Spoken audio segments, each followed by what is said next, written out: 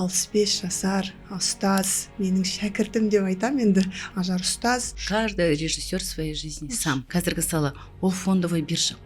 Бұл 21 ғасырдың кәдімгідей кәсібі. Мен сізден білім алмастан мен бұны істей алмас едім. Мидағы ол тек қана көп адамдардың шектеуі.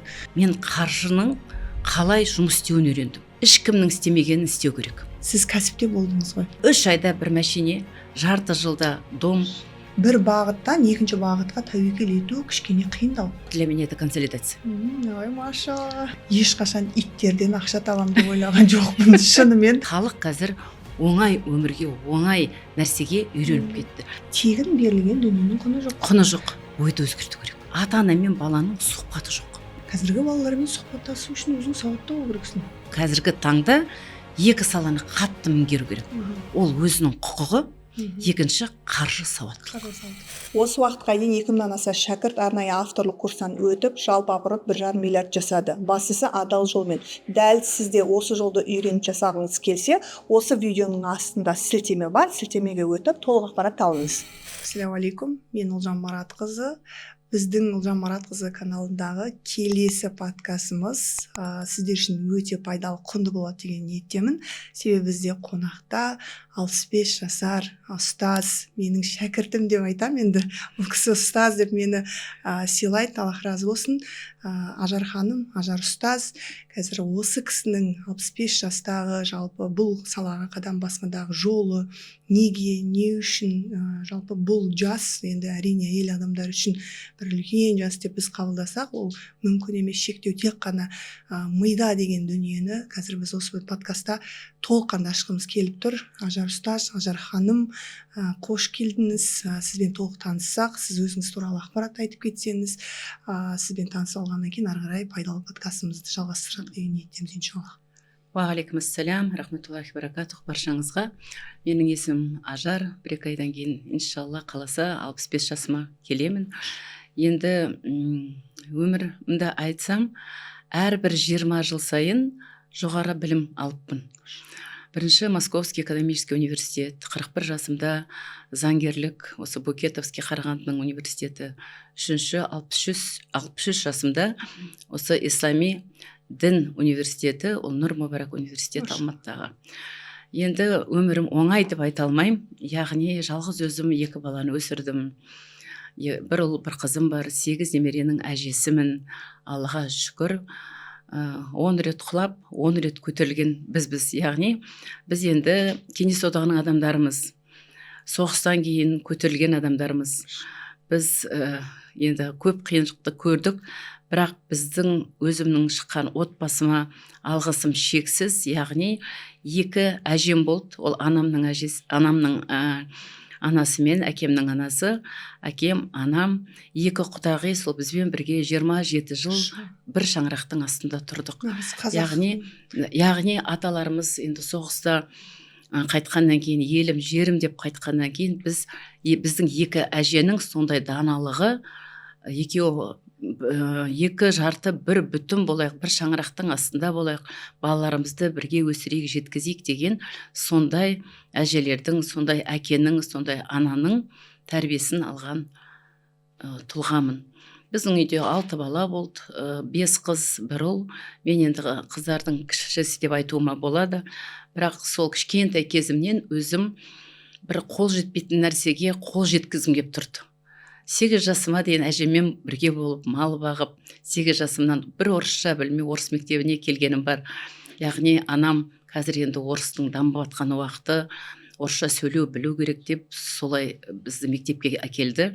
Одан кейін бір әрине мен мектепті тырысып, сол жерде енді мен де олардан кем емеспін деп, енді 2-4-пен бітірдім мектепті.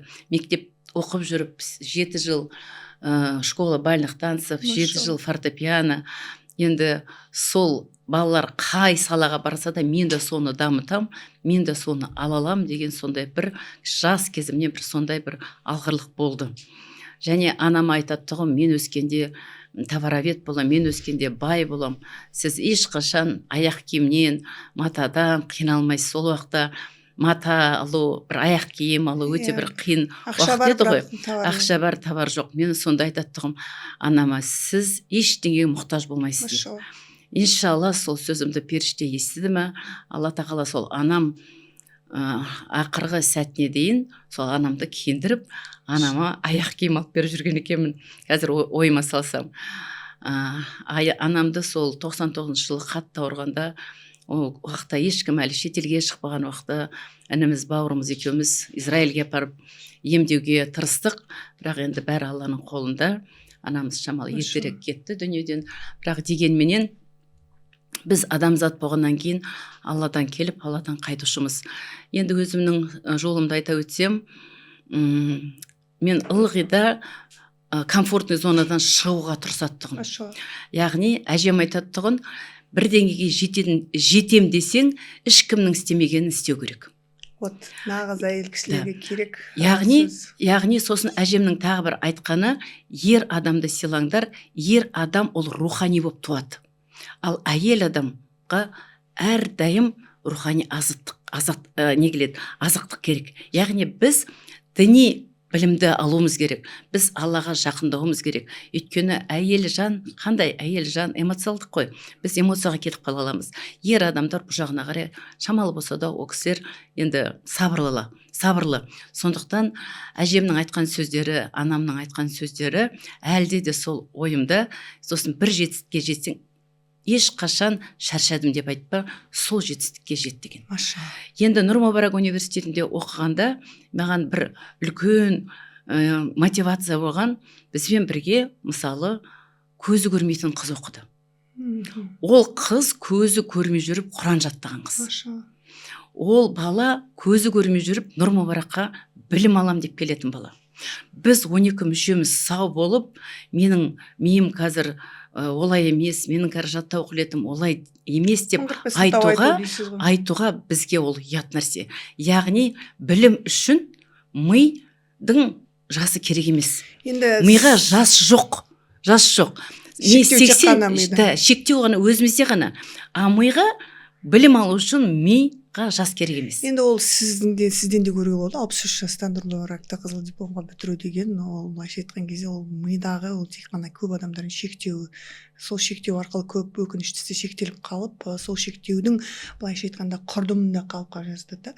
Енді Ажар ұстаз, байқағандарыңыздай бүгін подкаст өте пайдалы болады. Мен сөйлемейді, Ажар ұстаз сөйлейтін сияқты көбірек ақпарат әйел кісілер сіздер үшін барынша қазір жан-жақты ауқымды тақырыптарды, жалпы әйел адам неге қаржылай сауатты болу керек, жалпы неге әйел сауатты болу керек, білімді болу керек, іздену керек. Жалпы менде ұстаным бар, сауатты ана ол сауатты бала, сол сауатты бала болу үшін бірінші орында ана сауатты болу керек. Сол тақырыпты сізбен бүгін бұйырса толығынан ашқым келеді. Иншалла, енді сіздің өмір жолыңыз, әрине сіз өзіңіз айтып жатырсыз, қиындықтардан, енді сіздер кезінде КСРО-ның заманында өмір сүрдіңіздер, бұндай жағдай болмады. Ол кездер енді анамызбен қатар кісісіз ғой, барлығы жаңағыдай құны бар, қадірі бар заманда сол нәрселердің қадірін біліп, талпынып, дәл қазіргі уақыттағыдай мысалы дүниелер былайша айтқан кезде қазіргі біздің балаларымызға бізге деген барлық жағдай жасалған ғой. Сол жағдай болмаса да сол жоқ нәрсеге талпынып, осындай бір жетістікке жетіп, әрбір 20 жылдықта жаңағы білімді жаңартып отырмын деп жатсыз. Оның өзі мен ойлаймын әйел кісілерге, мысалы әсіресе қазір 25, 30, 35, 40 жастағы әйел кісілерге нағыз мотивация болатын жансыз деп ойлаймын. Сондықтан бұл подкастты соңына дейін қарасаңыздар. Енді бұл подкастта көбірек қаржы жағын қызық болып тұр маған. Сізбен қаржы әлемін көбірек ашқым келіп тұр. Әрине сізді білемін, ұстазсыз, иншаллах сіз қаншама жанға ұстаздық етіп жүрсіз, дін бағытында да қызмет атқарғаннан бөлек сіз кәсіпте болдыңыз ғой. Жалпы сіздің өміріңізде жалпы қаржы, ақша қалай орын алды, қай бағыттардан бастадыңыз, сіздің жолыңыз қалай ақшамен контакт құрасыз жалпы? Біз енді Кеңес одағының адамы болғаннан кейін, көп балалы жанұя болғаннан кейін біздің кезімізде біз бір-біріміздің қалдығымызды киеттігіміз. Яғни әр нәрсені біз кәдімгідей құптап, соны кәдімгідей бір соның құнын білеттігіміз. Сонда анамыз қадірі, әр нәрсенің қадірі болу керек деп анамыз. Сонда маған анам, сен енді осы форманы, мына апаңның формасын сенгесің дегенде мен намыстандым. Сонда мен 13-те едім. 13-те мен өзім жұмыс істей бастадым. Мен ақша табуым керек, мен өзіме өзім киім алу керек деген ең алғашқы кәсібім. Кәрестерге барып огурцы помидор полоть етіп 36 рублей дейді енді ол уақытта. 36 рублей, бірақ маған ол кісі условия ғой, бойым көп кішкентай, өзім көп кішкентай. Ол кісі мені енді 13 жас деп айтпады, бір 8-9 жас деп ойлады. Бірақ мен сол уақытта 13-те едім. Сонда бүйтіп қараймын, дяденька, мне надо деньги заработать деп. Сонда ол кісі айтады, сіз 20 баланы әкпесең, сені бригадир қылып қоям, саған 36 төлеймін, оларға 30 төлеймін. Бір мотивация берді. Вроде баламын. Сөйтіп естің алдында жүрген жаңа классики, волейбол ойнап жүрген, кешке жақын ойнап жүрген балаларға айттым, ертең осында бортовой машина келеді, жұмыс істейсіңдер ме дегенде бәрі істейміз деп. Жоқ, поледағы огурцы, помидорларды полоть еттік. Күннің астында ол уақытта газеттен не істейтін едік қой, пилотка істеп аламыз. Жаңа күн өтпеу үшін сол пилотканы істеп 20 емес, бір 30 шақты адам алып бардым. Жаңағы енді кәріс, конечно, таң қалды, мынандай кішкентай болып, өзіңнен үлкен ұлдарды, қыздарды жинап алып келдің деп, бір ай істеп, сосын әкеме келіп айттым, мынау менің ақшам, менің мынау корзинкам, мен Алматыға ұшам, маған Алматыға билет алып беріңіз, сол жақта менің тәтем ЦУМда товаровед еді, сол жерден барып мен киініп келем деп. Сонда мен 13-те едім. 13 жаңа кәрес кісіге бармай, мен бірінші үйдің жанындағы областной больницаның главный врачына кірем. Тәте, мен осындай 6 баланың жанұяның несімін, баласымын, мен қалдық кигім келмейді, мен өзімнің киімімді өзім ақшама алғым келеді, маған жұмыс тауып беріңізші дегенде ол кісі айтты, біз 14-тен ғана жаным, жаным 14-тен аламыз, сен кішкентайсың ғой деп, сонда мені алмай қойды екен. Енді заң әрине. Сосын ендігі жылы мен сол кісіге барам ғой. 14-ке толғанда. Сол 14-тен сол университетке түскенше дейін, Московский университетке дейін, сол больницада жұмыс істеп, жаз бойы өзімді киіндіріп, августте сосын Алматыға қыдыруға жаңа тәтеме бараттық. Сонда өзіме бір установка. Содан бастап мен ақшаның құнын білдім. Жаңағы ақша мен қолыма түсіп, мен оны мороженое, қампит басқаға жұмсар едім, мен киім алғым келді. Мен жаңа киіммен барғым келді мектепке. Сондықтан сол уақыттан бастап, менің сол бір қаржы ақшаға деген ақшаның құнын қалай білу керегін сол уақытта білдім. Осы жерде психолог маман ретінде айтқым келіп тұр да.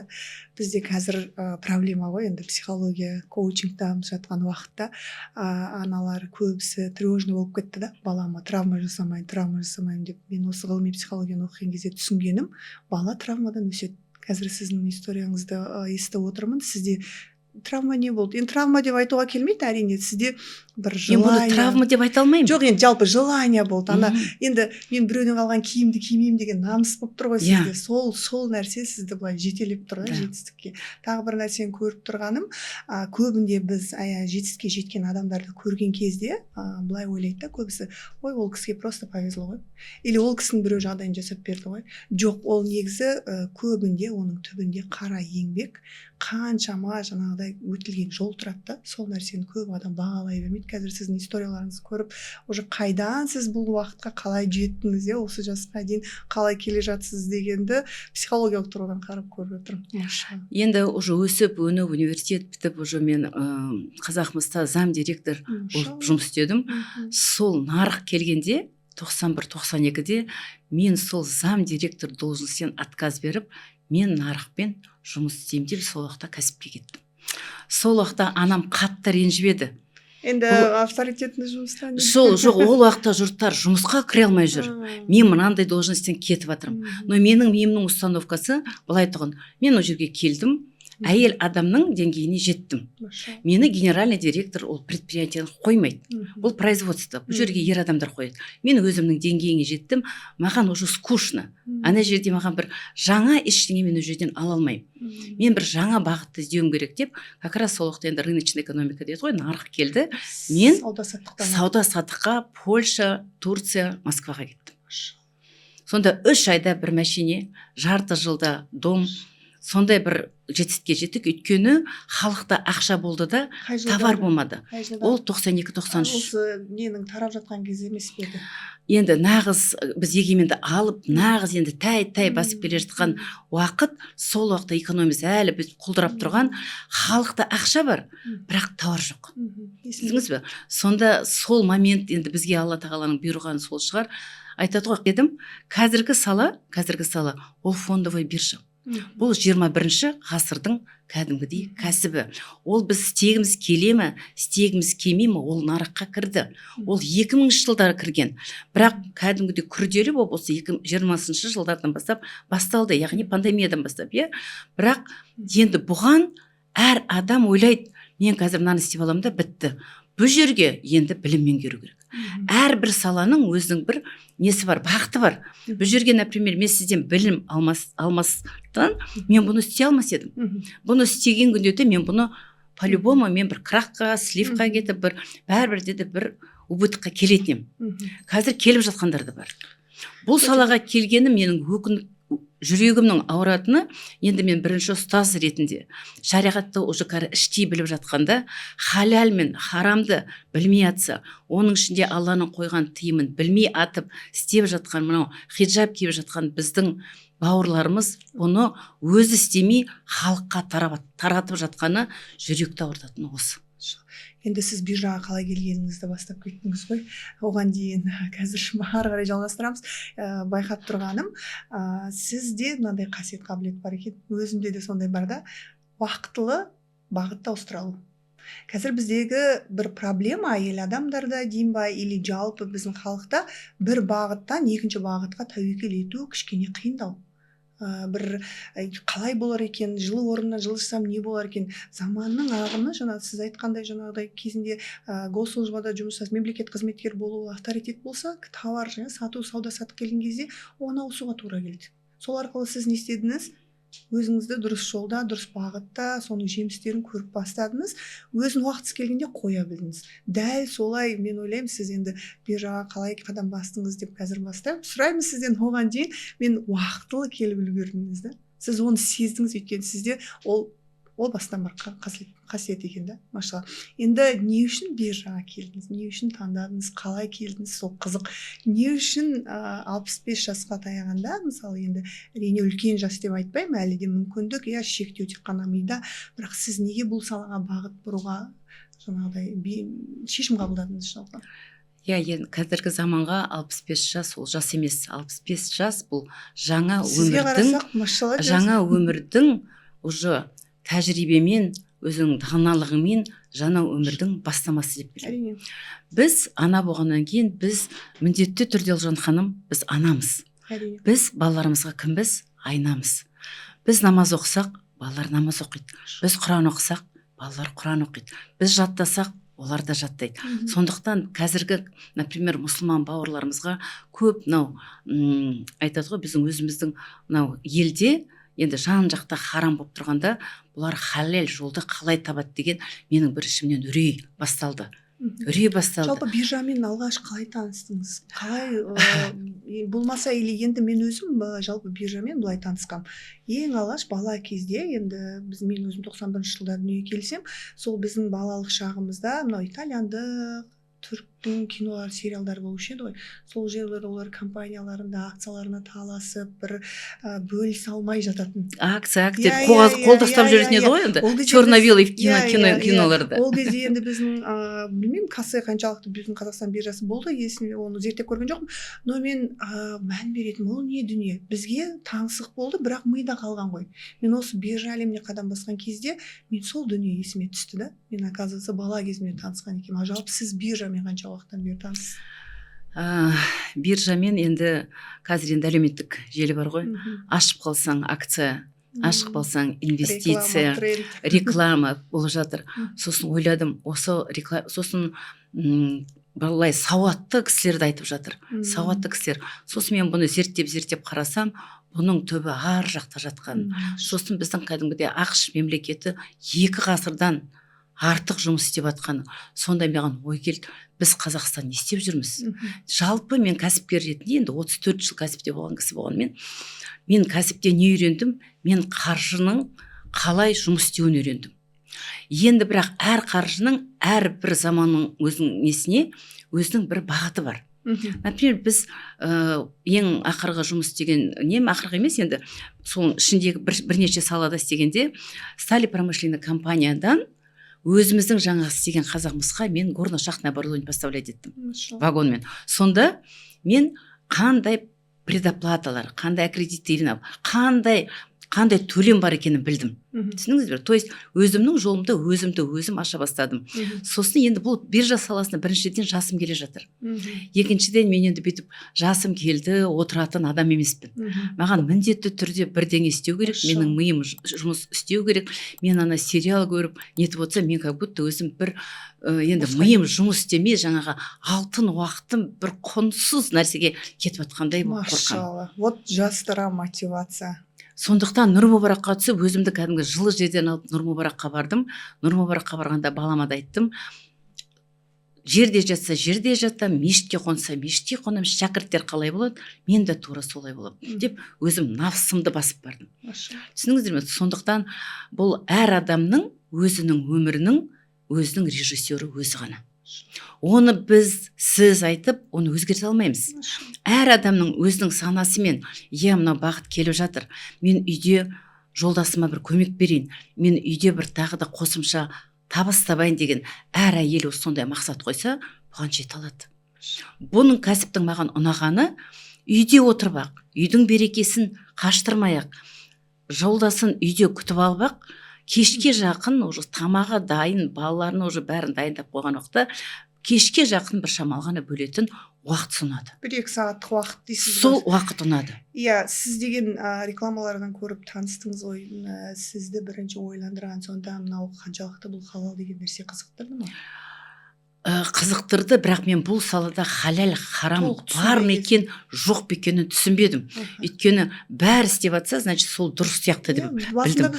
Солай болдым. Содан кейін сізді көріп қалдым да, ақпаннан сол октябрь айына дейін мен сізді прямо кәдімгідей аны бесплатно нелеріңізге 3-4-өне кірдім, ананы түсіну үшін. 3-4 рет кіріп, 3-4-шіге кіргенде мен прям түсіндім.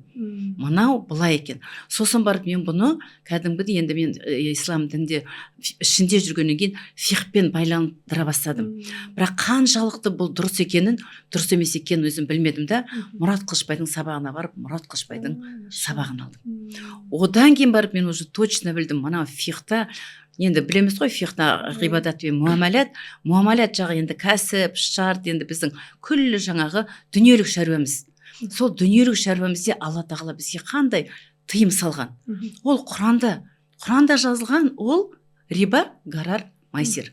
Осы 3 нәрсеге тыйым салған, бірақ өкінішке орай осының 3-і бұл биржада бар. Өкінішке орай осыны білмей, біздің қазір хиджаб киген бауырларымыз осыны таратып жатқанына менің ішімнің ауыратыны сол. Ұстаздық болуға осыған тырыстым.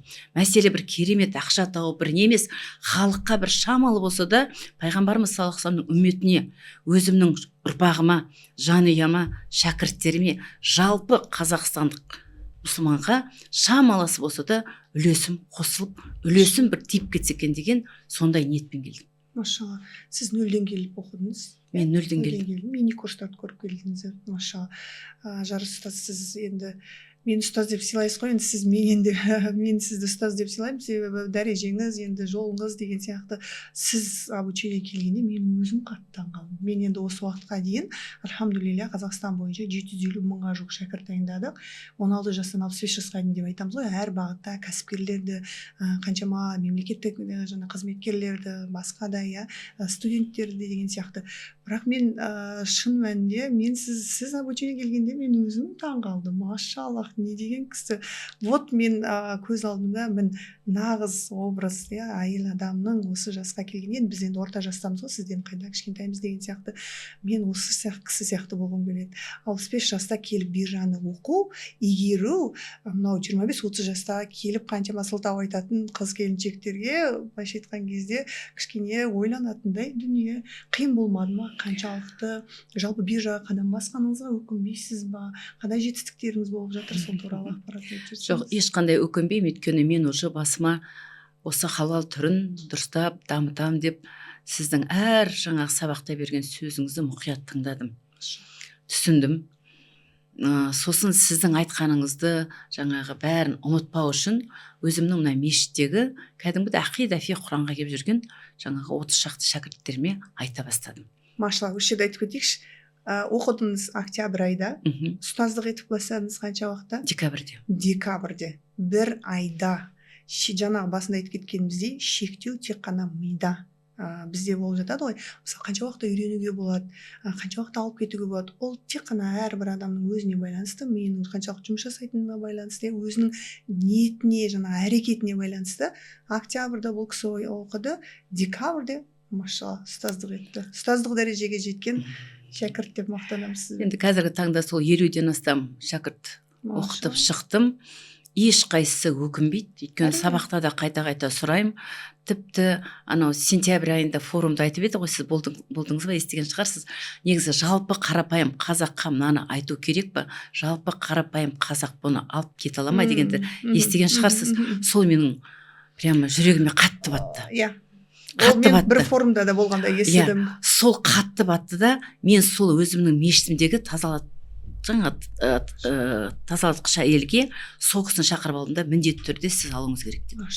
Сол қазір алып, қазір ол кісі прямо рахметін айтып отыр. Қазір өзінің сіңілісіне үйретіп отыр. Машалла. Қарапайым қазақ, біздің қазақтың гені деген бұл керемет біздің геніміз. Сондықтан ол қазақ алып кетпейді деген сөз сылтау. Қазақ алып кетеді. Бірақ біздің қазаққа жалпы қазіргі таңда екі саланы қатты меңгеру керек. Ол өзінің құқығы, екінші қаржы сауаттылық. Бұлай ғой, табыс минус шығын тең 0. Көбінесе. Или табыс минус шығын тең қарыз. Бұл формула кедейліктің формуласы. Енді сол кедейліктің формуласын байлыққа шығу үшін адамға қаржылы сауаттылық керек. Енді мен бәріне енді ештеңе деп айта алмаймын, анда барма, мында барма. Психологтарға барады, коучтарға барады, жай әдемі сөйлеп жатқан адамдарға барады. Бірақ өзінің өміріне пайда әкелетін қаржы сауаттылықты неге оқымасқа? Бірінші орында ол жанұя. Ол жанұяда, ол ұрпаққа ертең керек. Америкада мысалы 6 оқитын балалар ол уже өздерінің жаңағы қаржыларын өздері реттейді. Неге олар 18 жаста спокойно шаңырақтан шығып әрі қарай өмір сүреді? Біз қазақ 25-30-ға дейін етегіміздің астында ұстаймыз. Өкінішке орай оның ішінде ер балаларды да ұстаймыз. Абай Құнанбайдың кезінде 6 жаста медресеге келіп, бұл кісілер уже 10 жасында бірнеше тіл біліп, 13 жасында уже ел билеген. 13 жасында ел билеген. Біздің ерлер ез болмау үшін, нағыз ер болу үшін, аналар етектерінің астарынан ерді жіберіңдер. Ер қып өсіріңіздер азаматымызды. Сауатты ол керек дейсіз ғой. Біз ер бала үйде нағыз ер болмайды. Өйткені қазір баяғыдай қора тазалап, мал бағатын, су таситын заман емес. Қазір тек қана ұялы телефонға кетеді. Сол ұялы телефонға кетпей, бейнет жасап, хотя бы миымен оқу үшін ер балаларды алысқа жіберу керек. Сонда ғана ол ер бала ез емес, нағыз ер азамат болып келеді. Ол өзімнің ұрпағымнан да оны көріп отырмын. Соның бәрін өзімнің алдымнан өтіп отыр. 80%-ға өзгерген балаларымды көріп отырмын. Сондықтан ол тек қана өзімнің тәжірибеммен айтып отқан нәрсе. Машалла, керемет. Енді октябрьде оқып, декабрьде ұстаз болып кету, ол ерлік. Шынымды айтсам, ол ерлікке қалай бардыңыз? Мысалы, бір жаққа келген кезде мен нөлден келдіңіз ғой, ештеңе білмей. Қандай түсінік болды, қандай қиындық болды, или қандай бір ниет болды, сізде желание болды дейді, бір осылай алып кетіп бір. Енді мен түсініп тұрмын, сізде ұстаздық тәжірибе бар, сізде ниет болды, үйрету, бөлісу, адам бөліскен сайын ары қарай күшейеді ғой.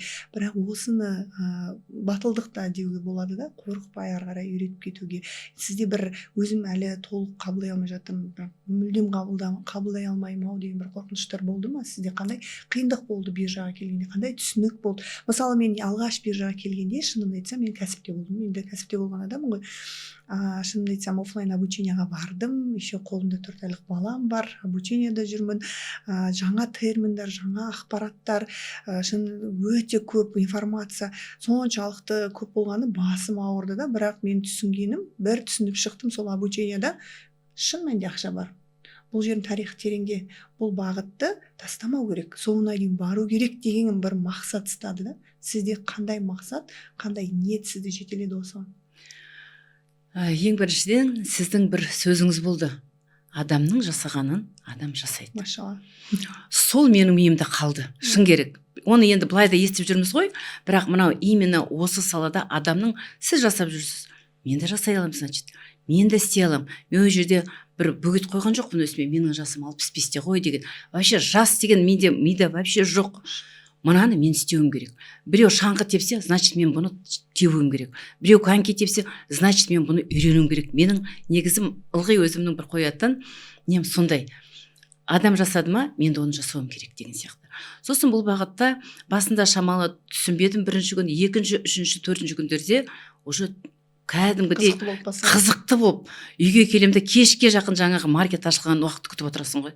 Қалай болады қазір? Мынау қазір шамдар қалай жүреді? Бұл жерде чисто аналитика ғой. Бұл жерде миың да керек, аналитика да керек, өзіңнің жолың сияқты ғой шам. Шам кәдімгі өзіңнің жолың. Ал қазір сен не таңдайсың? Қалай? Жоғары қарай кетесің бе? Или сол қалған түріңде. Былай ғой, ана үйде отырып телевизор көріп тұрған адамдар для меня это консолидация. Ой, машалла. Түк істемей, вообще түк істемей жатқандар, шоқып жатқандар, олар для меня шартовиктер. Түк істемей жатқандар. Ал енді мен жасаймын, қандай да болса да, осы жерден енді мен 1045 рет құлап қайтадан тірілген адаммын ғой, мен үшін бұл ештеңе де емес. Сондықтан не болса да минус болсын, плюс болсын, бұл жерде сіз айтыңыз, салған депозиттеріңіз күймейді. Ол минуста тұруы мүмкін, бірақ оған сабыр керек, уақыт керек деген сөз маған да бір күш берді. Значит, мен салған ақшам күймейді. Халалдың ең біз халал деп айтып жүргеніміз, нарықпен тікелей шын мәнінде жұмыс жаса, ол шынайы құнды қағаздар иелік ету.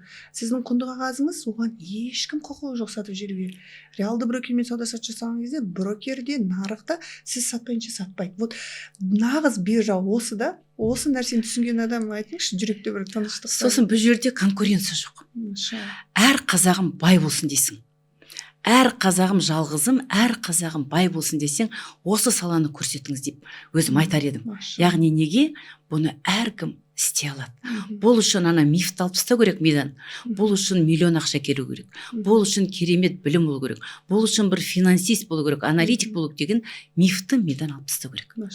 Қарапайым кәдімгідей шахтер да істейді, инженер да істейді, мұғалім да істейді, кәсіпкер да істейді, бұны әркім істейді.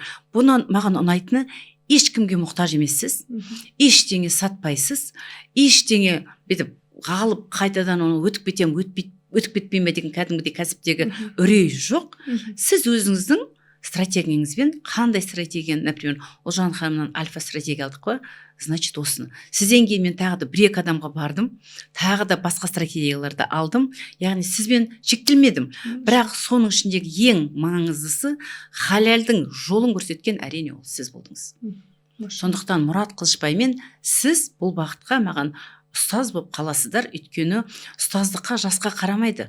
Например, айтады ғой, үйіңнен қари, үйіңнен ұстаз шықсын десең, ұстазбен қариды құрметте дейді. Оның жасына қарамайды. Өте үлкен абырой. Аллах тағала менің қай бір жақсылығыма берді екен деймін. Сіз ең үлкені болса 58-55 жасар, 50 жасар шәкірттеріміз бар. Астана қаласында да 58 жасар шәкіртіміз бар екен. $200 $10,000 жеткізген. Өте қатты қуантарлық жағдай. Ұстаз деп сыйлаған кезде мен тек қана шүкір еттім. Альхамдулилля.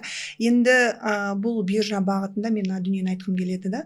Жалпы мен кәсіп жасадым, кәсіпте болдым, бірақ мен Қазақстанның ішінде айналасында болдым. Шынымды айтсам, мен әлемде не болып жатыр, экономика қайда бара жатырмыз, не болуы мүмкін, алдағы уақытта қандай болжамдар, не үшін доллар өсіп жатыр, не үшін құлап жатырмыз, инфляцияның жағдайы не болып жатыр, неге қымбатшылық, неге біз оны қалыпқа келтіре алмаймыз деген дүниелер шынымды айтсам мүлдем қызықтырмапты. Өзімнің кәсібім, өзім үйім, өзім бала шағам деп жүре бергем. Осы биржаға келген кезде мен айттым ғой, мен вообще қалып кеттім ғой.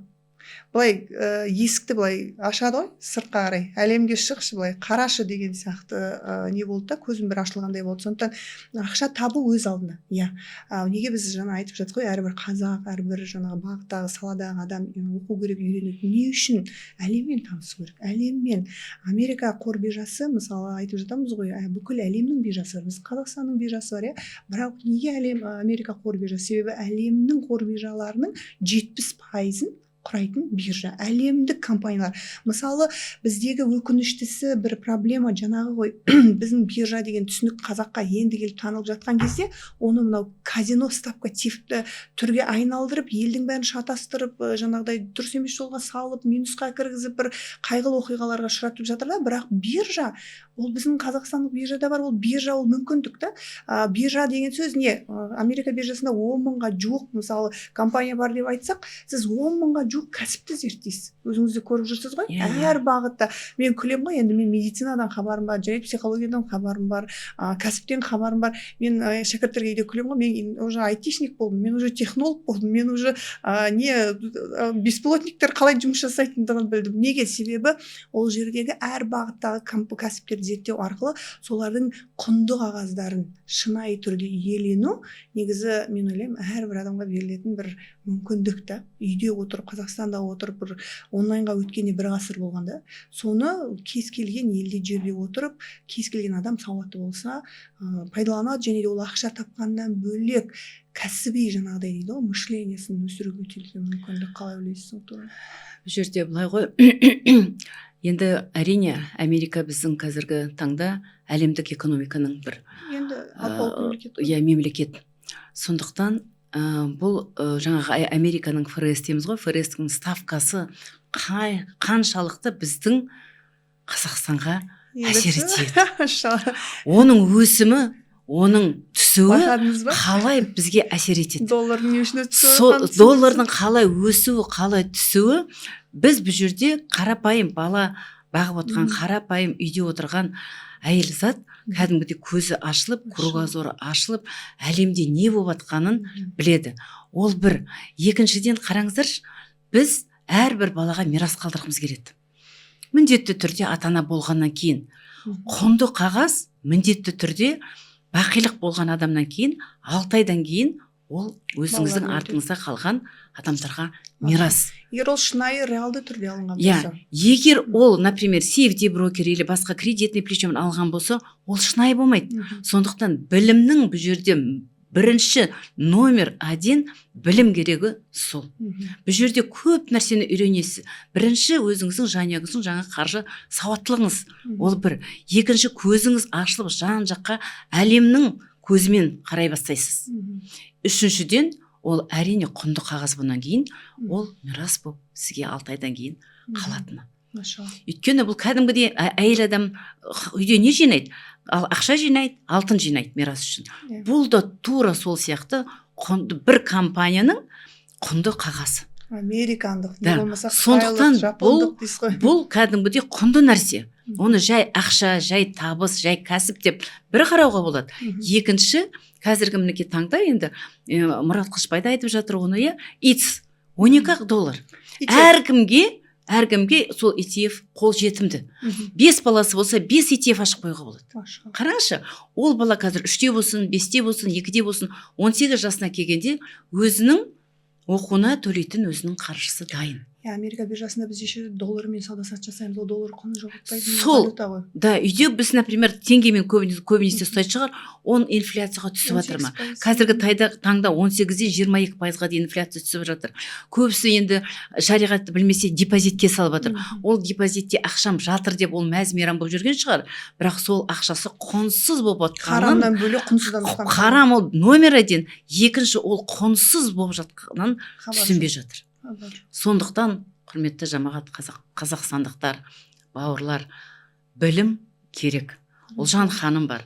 Біз бар шырылдап жүргеніміз, Ұлжан ханымыз шырылдап осы қазақ еліне харам жолынан халал жолына шырылдап жүргені осы, яғни харамның берекесі жоқ. Халалдың түбінде берекесі бар. Сондықтан береке болған жерде ар жағында не жақсылық бар деген сөз. Сондықтан шариғаттан 40 парызында айтылғандай, жақсылыққа шақырып, жамандықтан тияйық. Машалла.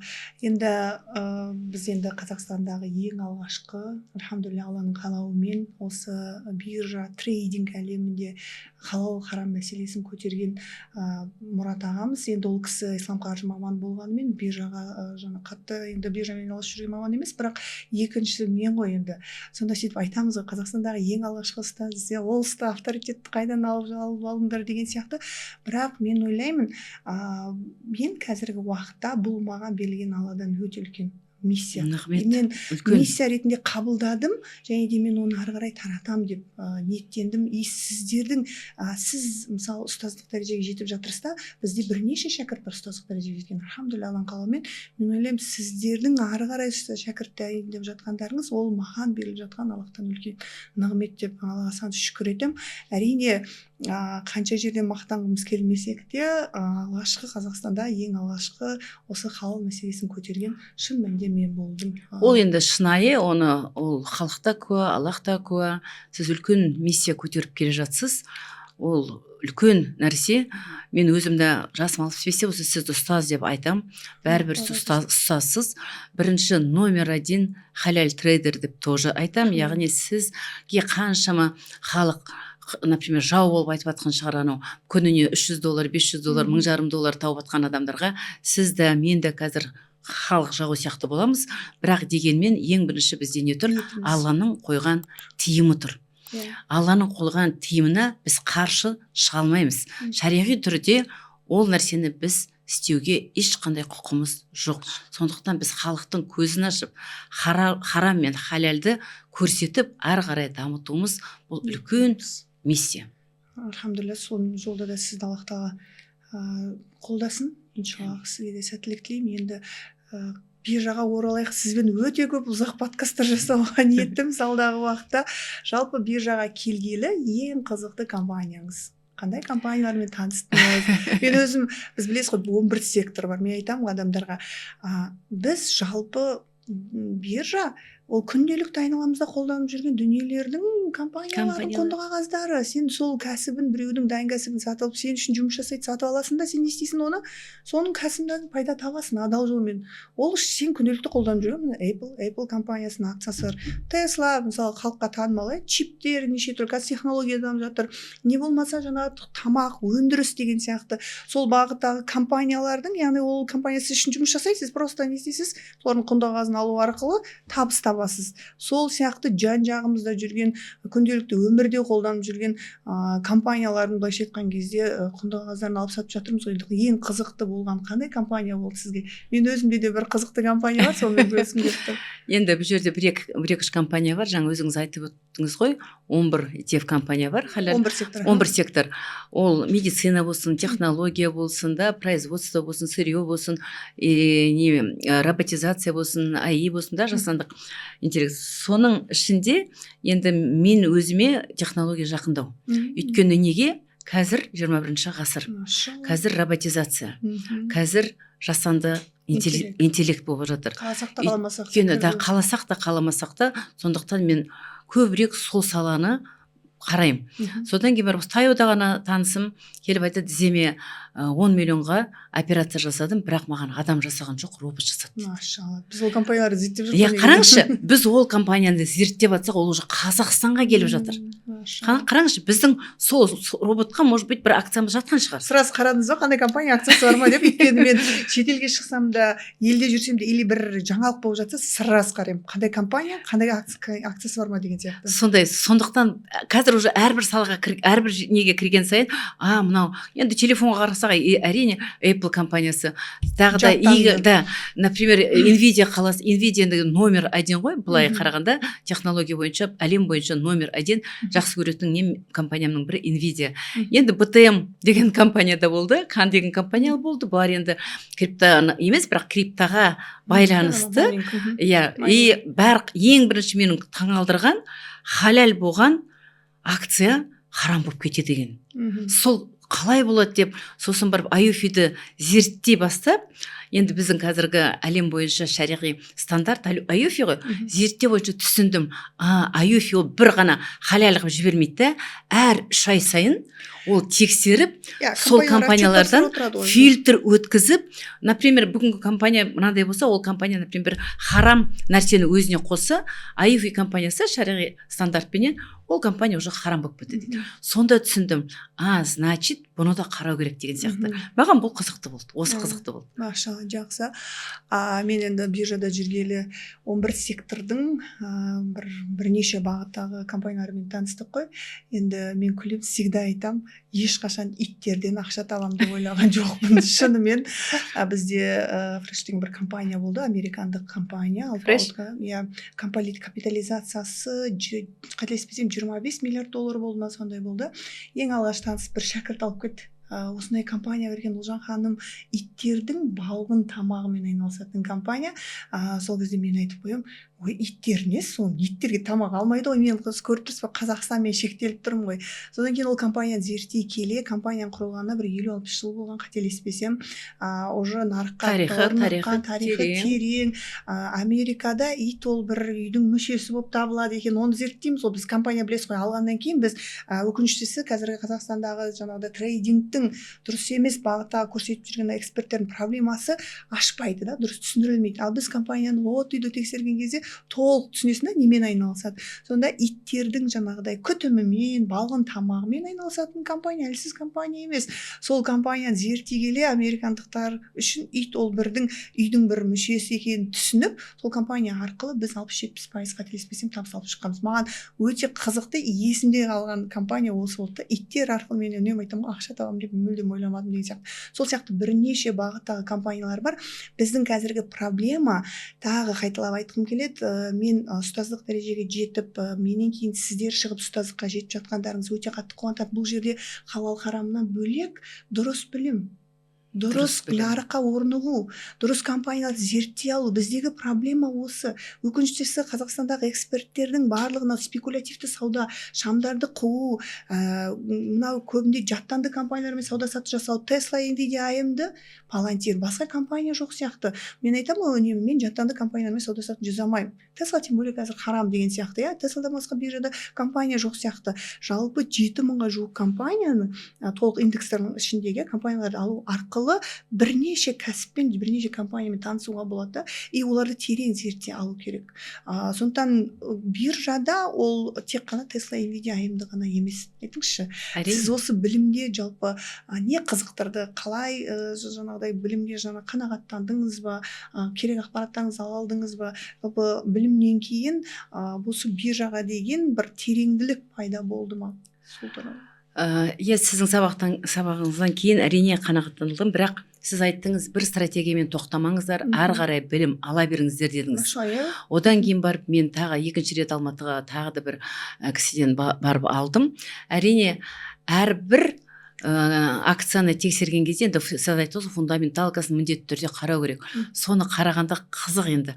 Ана компанияны прямо жаттап аласыз ғой. Уже ол компанияны уже білесіз. Уже атын айтқаныңызда, тикерді айтқанда, анаумен заниматься ететін бе деген сияқты. Сол өзіңді қуантады. Біз Nvidia-ны бұрын білмейді тұғынбыз, ол деген не деген сияқты. Ол кәдімгіде күнде өзіміздің қолданып жүрген нәрселеріміз. Соның бәріне біз көзіміз ашылып, сауатымыз ашылып, әрине бұл жерде кәдімгідей сауат ашылады. Сіз дұрыс айтып отыр, жаңа ең бірінші бұл жерде ең бірінші екі ақ жол: харам, халал. И халал болсын, халалдың несінде не керек? Білім керек. Бұл жерде білім керек. 21-ші өткенде мен сізге де айттым, 21-ші ғасырдың ең қымбат болатын бұл білім. Өйткені халық қазір оңай өмірге, оңай нәрсеге үйреніп кетті. Бірдеңе болса ChatGPT-ден қарай салады. Кітап оқу қазір қалды. Қандай да болса оңай нәрсемен шығып кеткісі келеді. Бірақ мен ойлаймын, білім керек. Қандай сала болсын білім керек. Кейбіреулер айтады, неге Ұлжан ханымдікі, например, төлемі сондай. Мен айтамын, сіздер қараңызшы, сіздер бір бутик ашасыздар. Бір бутик ашу үшін сіздерге не керек? Оборудование керек па? Керек. Ай сайын төлейтін аренда керек па? Керек. Сіз бухгалтерге төлейсіз ба? Сатушыға төлейсіз ба? И сосын барып, о жер еще жүрсе или жүрмесе. Мәселе. Салыстырыңыз енді. Сіз бұл кәсіп, бұл фондовый биржа деген бір айлық тренд емес. Бір жылдық тренд емес. Алла Құдай бұйыртса, Өмір осы берсе. өмір берсе, сол өміріміздің аяғына дейін әрі қарай өзіміздің ұрпаққа мирас болып қалатын кәсіп. Иә, білім демекші жаңағы құны бойынша айтып жатсыз ғой.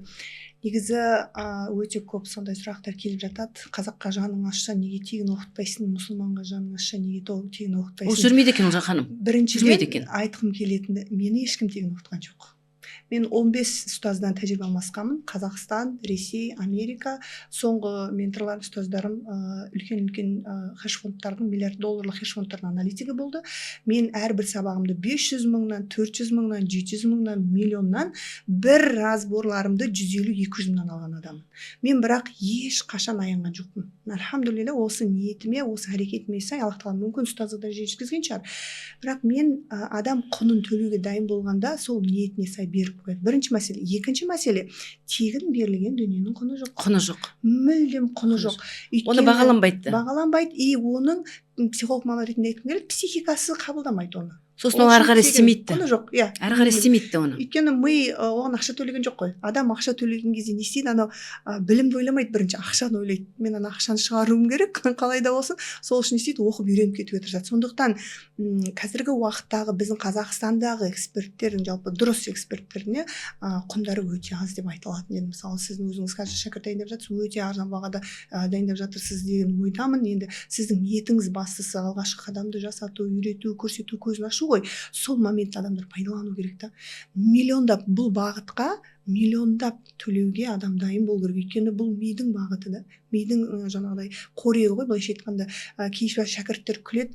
Енді әрине біз 5 жылдық тәжірибемен 15 ұстазбен отырып қаншама биржадағы жаңағы сағатымыз бар, 10 мыңға жуық сағат жұмсадық.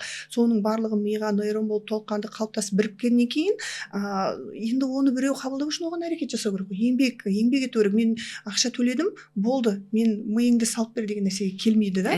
Осы нәрсені әрбір адам түсінсе екен. Бұл бағыт, бұл мидың бағыты. Бұл бір физикалық бір ауыр жұмыс емес. Бүкіл білім, бүкіл ақпарат, бүкіл байлығыңыз мида болады. Мысалы, мен айтамын да қазір, мен қолымдағы бар дүниені кез келген адам тартылса болады. Маған қызық емес. Мен Қазақстаннан шығарып жүрсе де болады. Неге? Себебі менің бүкіл қорегім, білімім, бүкіл ақпаратым, жаңағыдай нем, жетістігім миымда. Мен кез келген елге, жерге барамын да, кез келген инвестор тарта аламын, қолымдағы ақшамды алып қойса да деймін ғой, енді инвестормен жұмыс жасаймыз, соны алып кете алады. Осы нәрсені, осы білімнің осы құндылығын түсіну керек.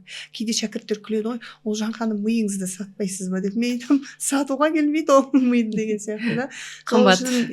Сол үшін бұл арамызда мынандай шәкірттер болды. Сіз қатарлы 62 жасар шәкіртім болған Астана қаласында Альцгеймер ауруына ұшырап қалудан жаңағыдай сақтанды, бұл бағытқа келді да. Себебі адам миымен жұмыс жасамайтын болса, әсіресе үйде отырған әйел кісілер. Деменция, Альцгеймер кетеді. Иә, үйде отырған әйел кісілер, әсіресе баламен тұрып қалған әйел кісілер, сіздерге бір шығып, сыртқа шығып, жаңағы Ажар ұстаз айтқандай, бір жерге барып жұмыс жасап қажет емес.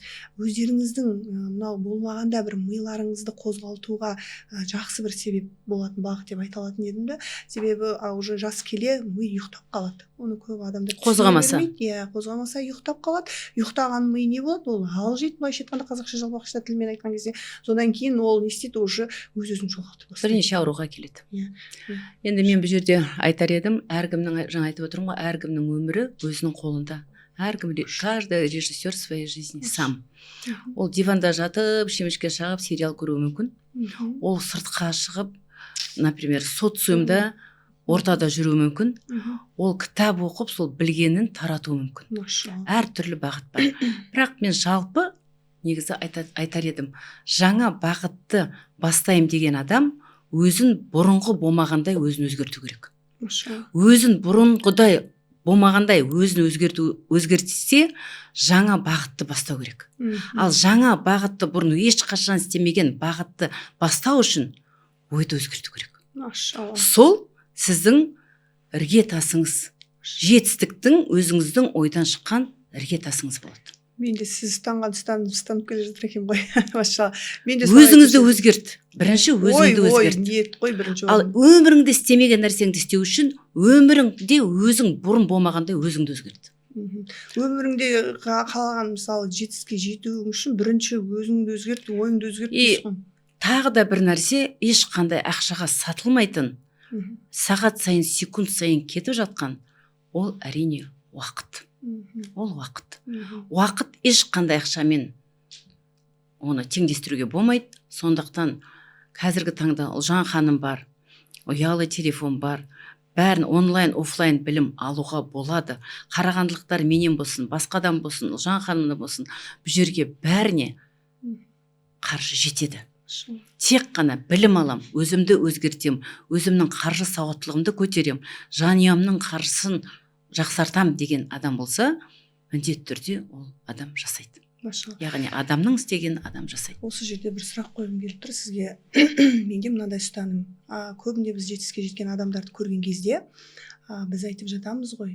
Жаңағы басында айтып кеткенім, оның мүмкін әке шешесі, мүмкін біреу жағдайын жасап берді, мүмкін жаңағыдай просто оған повезло деген сияқты нәрсе да. Осы жерде мен айтушы едім да, Аллаға шүкір, біздің әке шешеміз, ата анамыз жақсы қызметте болды, барлық жағдайымыз жасап өсірді, оқытты, жаңағыдай талап қойды, бірақ мен де сіз сияқты жастайымнан еңбекке жақын болдым, кәсіп жастадым студент кезімде деген сияқты да. Менде всегда жақсы ой, жақсы ниет болады. И үнемі білімге ашық, білімге жаңағы құштар болдым да. Соның мүмкін нәтижелерінің арқасында осы Алла тағала бір осы дәрежеге жеткізген шығар. Менде мынандай түсінік. Дәл қазір сенде бір дүние болмай жатыр ма? Сенде әлі жоқ па сен қалаған өмір? Мысалы шетелге шығу, енді қазір сол тренд болып кетті ғой, шетелге шығу, жаңағыдай жұмыс жасамай, жеңіл ақша табу. Кредитке еще. Енді жоқ, мен жалпы айтып жатырмын, адамның қалауы көп қой, мысалы емін-еркін шетелді аралап өмір сүру деген сияқты. Мен осы биржаға келгенде де менде де бірден болған жоқ қой. Сол кезде менде ниет болды, ой болды. Ниет пен ой әрекетпен жалғасу арқылы осы бір жетістікке жеткізіп қойды да.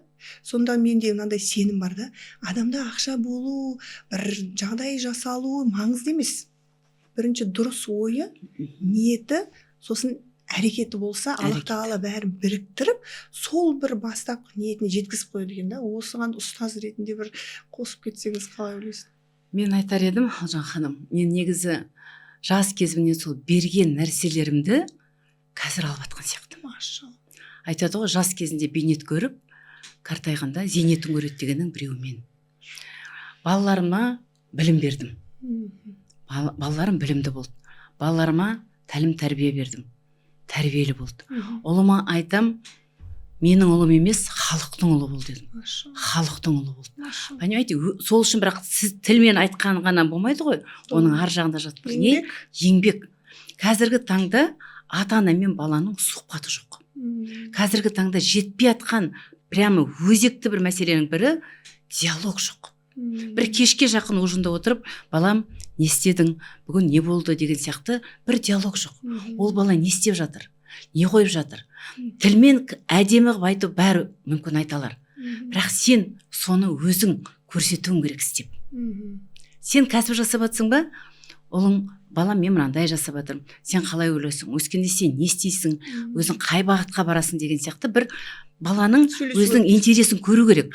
Не обязательно мына бала бәрі бала қари болу. Не обязательно бәрі бала бір кәсіпкер болу. Әр балаға Алла тағала бір өзі әр пендесіне бір қасиетін береді. Бірақ біз оны ашпаймыз. Біз оны 100% ашпаймыз. Неге? Біз балаға тамақ береміз, киіндіреміз, сонымен болды дейміз. Ал баламен сұхбаттасу керек. Диалог көп болу керек. Енді осы жерде айтқым келетін менің ұлым бар, 15 жасар. Қазіргі балалармен сұхбаттасу үшін өзің сауатты болу керексің. Сен заманнан қалмау керексің.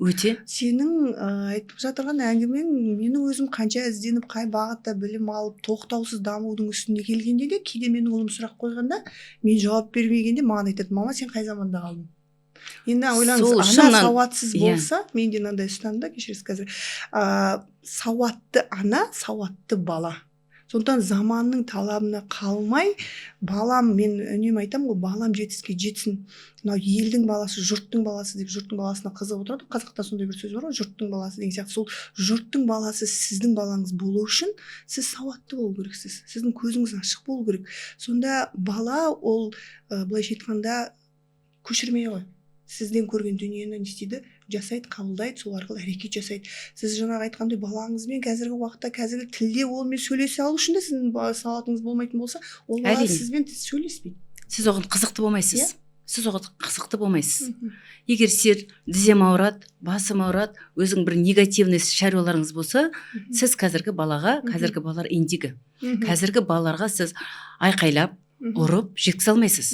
Қазіргі балаға ақылмен, бірақ өзіңіздің ақылды ғой өйткені олар. Да, өйткені ақылды. Сіз өзіңіздің даналығыңызбен, өзіңіздің жетістігіңізбен ғана көрсете аласыз. Көрдіңіз бе? Керемет. Подкаст соңына ақырындап жақындап қалдық. Енді осы жерде Жарыстас сізден бір жақсы қорытынды күтіп тұрмын, ниеттеніп тұрмын. Жалпы енді мен ойлаймын, сіз бұл биржа бағытынан бөлек ұстаздық етіп келе жатырсыз ғой. Сол бағытта да ниетіңіз осы қазақ қоғамындағы әйелдер сауатты болса екен, діннен сауатты болса екен.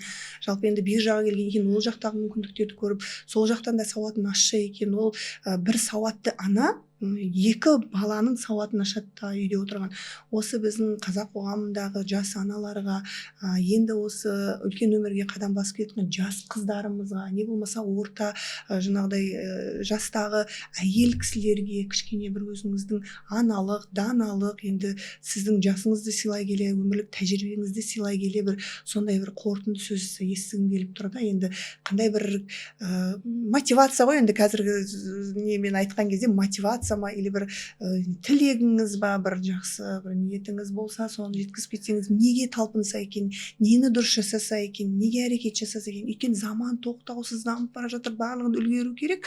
Бірақ не істесем екен, қалай жасасам екен, болмаса тұрып қалдым, үйде отырып қалдым деген аналар болса, сол кісілерге бір қорытып жіберсеңіз. Енді ең біріншіден Алла бізге өмір берді. Алла бізге өмір берді, 12 мүшемізді берді, бірақ таңдауды өзіміздің қолымызға берді. Яғни бізге ми берді. Басқа жаратылысқа. Миды басқа жаратылысқа берілмеген, бізге берді. Миды не үшін берді?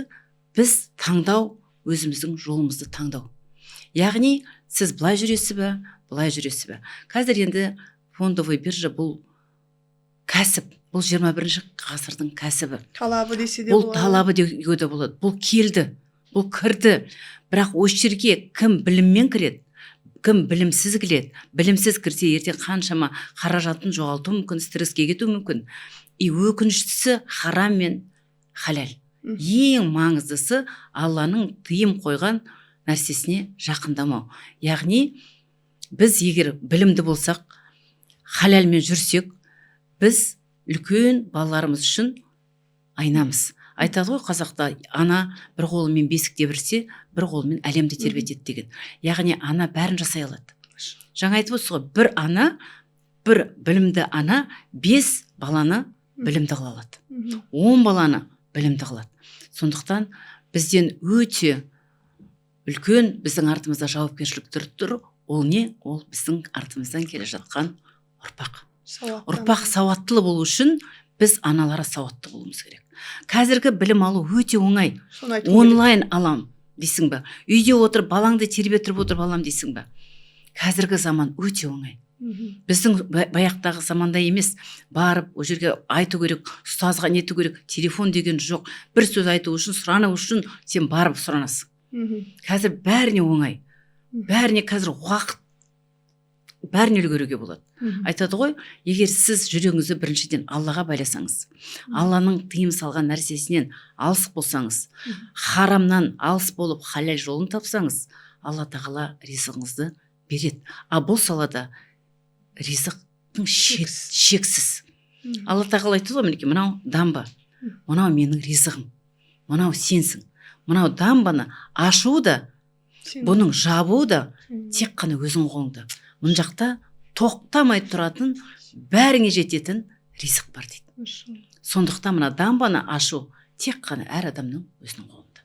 Әрбір ана, әрбір әйел сауатты болса, содан сауатты ұрпақ тәрбиелеп шығамыз. Біз бір былайша айтқан кезде аналар үйде отырып сауаттымызды арттыру арқылы қазақ елінде, қазақ жерінде бір сауатты ұрпақтар тәрбиелеу арқылы біз еліміздің былайша айтқан кезде жетістігіне себепкер бола аламыз деген ойдамын. Әрине енді біз бұл подкастта көбірек тақырыптарды ашқымыз келген. Иншалла келесі жолдары мүмкіндік болып жатса ары қарай ашуға тырысамыз.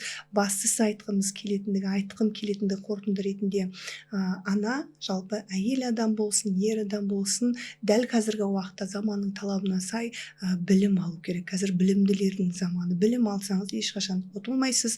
Және де бастысы сіздің ниетіңіз, әрекетіңіз адал түрде біздің асыл дініміз ислам діні шектеген бір шектеулерден шығып кетпейтін болатын болса, сол біліміңізге сай, ниетіңізге сай Аллах Тағала сол бір табысыңызға, өміріңізге, ғұмырыңызға, отбасыңызға, жеті ұрпағыңызға дейін берекені беріп қоятын болады. Бастысы адал жол, ең ол дұрыс жол. Адал жол ол тек қана мұсылмандарға арналған, намазхандарға арналған деген дүниені шектеуді қою керек. Себебі біздің ата-бабамыз, қазақ ата-бабамыз мұсылман болған, асыл дініміз ислам дінді ұстанған халық болғанбыз. Сондықтан әрбір қазақ ол мұсылман.